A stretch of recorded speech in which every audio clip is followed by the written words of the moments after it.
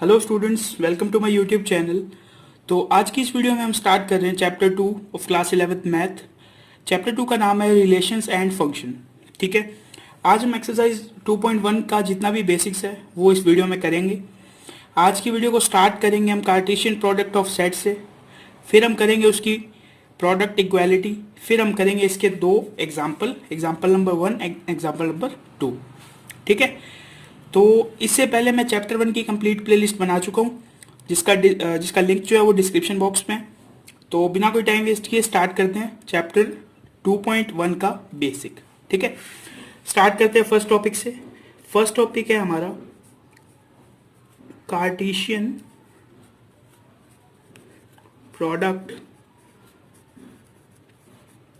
Of sets. ठीक है, first chapter में हमने सेट पढ़ लिया था क्या है। ठीक है, अब उनका कार्टेशियन प्रोडक्ट पढ़ेंगे।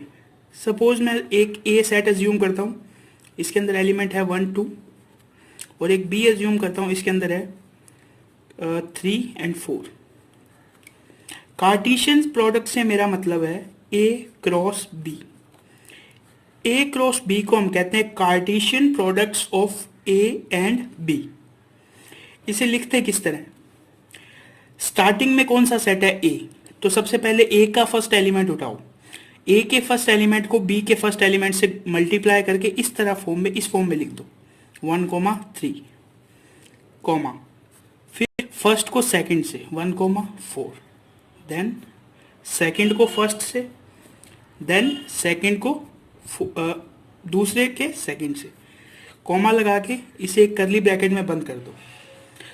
ये हो गया हमारा Cartesian product of A and B, यानी कि टू सेट्स का मल्टीप्लिकेशन।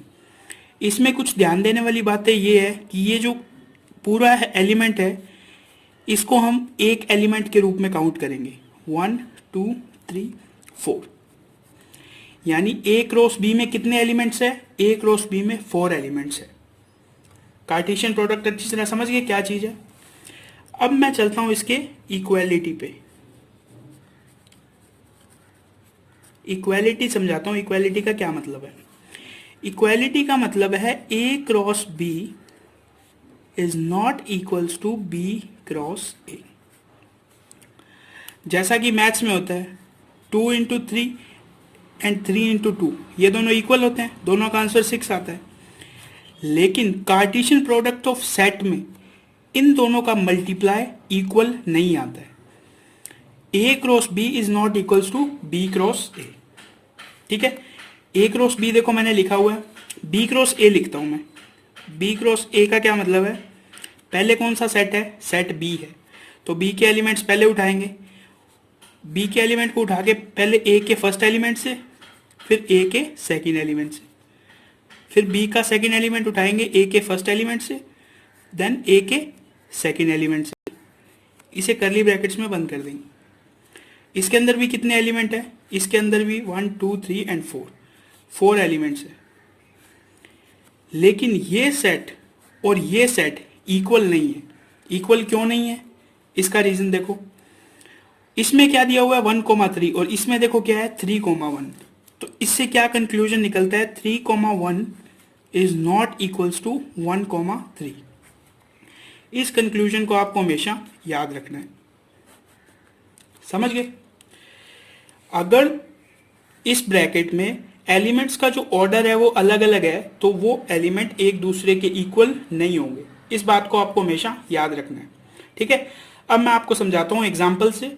चलते हैं एनसीईआरटी एग्जाम्पल नंबर 1 पे। देखो हमें क्या गिवन है, if x + 1 y - 2 = 3, 1, find the value of x and y।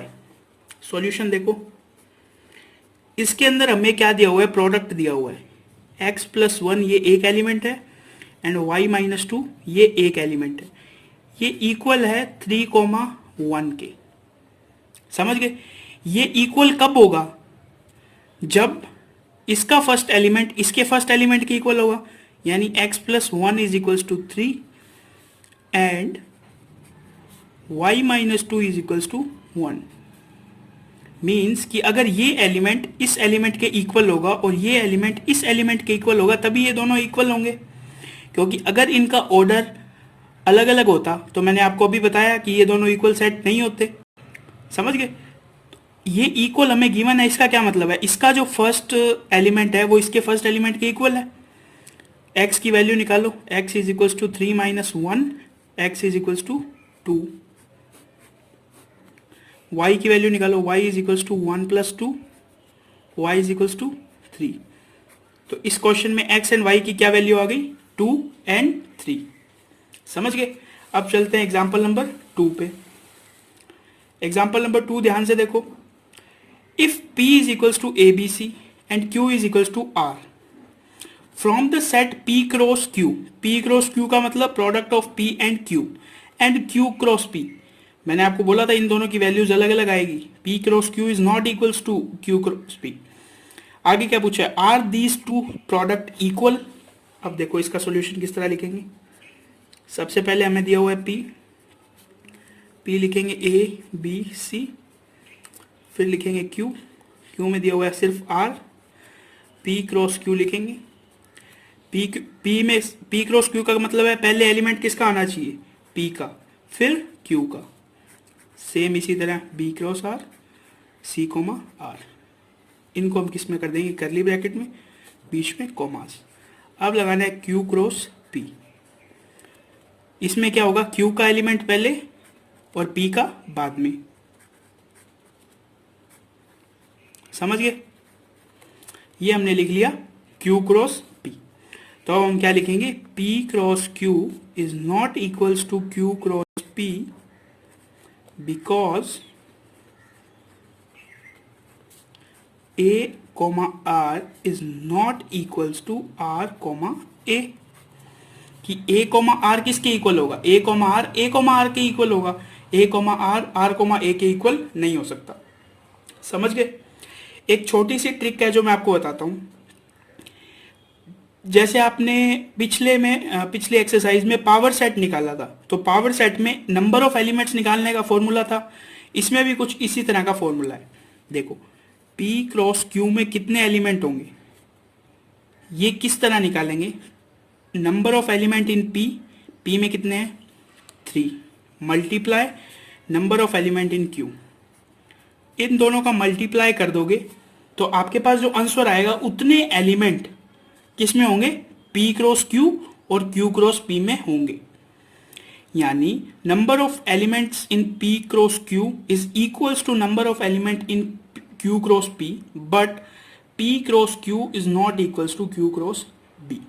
समझ गए? दोनों में नंबर ऑफ एलिमेंट सेम होंगे, यानी दोनों में नंबर ऑफ एलिमेंट 3 ही है, लेकिन दोनों सेट इक्वल नहीं है। समझ गए अच्छी तरह? तो आज की वीडियो में बस इतना ही। इससे नेक्स्ट वीडियो में करेंगे आगे के एग्जांपल्स। Thanks for watching.